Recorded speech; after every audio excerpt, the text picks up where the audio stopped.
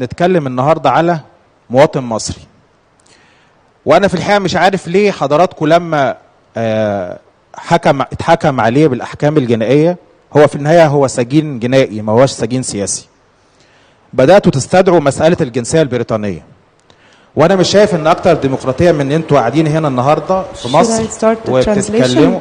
Yes, of course. If anybody wants to translate it. The gentleman here says that Allah is an Egyptian citizen. No, I don't want you to translate. I prefer. Why? I am actually translating what you're saying.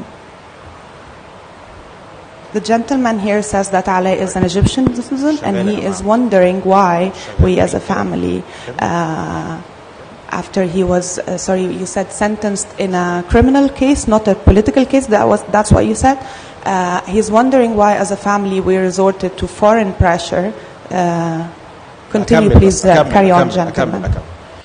ولما اتحكم عليه بالاحكام الجنائيه بداتوا تستدعوا مساله الجنسيه البريطانيه وانه مواطن بريطاني. انا في تقديري حتى الشخصي، حتى وان كان شخص اجنبي بيستدعي على جيش بلده، بيهين بلده، بيهاجم جيشه وشرطته وشعبه، اهان نساء مصر، في الحقيقه في تقديري الشخصي مساله العفو الرئاسي كمان اللي انتوا بتنادوا بيه ده موضوع محل نقاش. ده رقم واحد. You have to be concise in your question. I will ask the question. Never mind.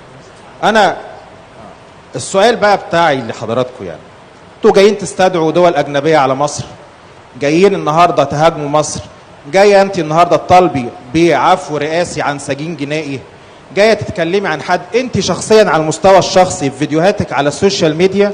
Okay, sorry, you have to ask the question because we ممكن need to. توصلنا للسؤال عشان اترجمه. انا عايزه اترجم كلامك بس هو كتير. The question is هذا سجين جنائي لا يستحق عفو رئاسي، واستدعاء الغرب على مصر هيخلينا كلنا نقف ضد اي شخص بيحاول ان هو يستدعي. ايوه السؤال. السؤال ما هو ده السؤال. Alright, هتجاوبيني عليه بقى. انت هتجاوبيني عليه. Sorry, we have to touch it because you cannot.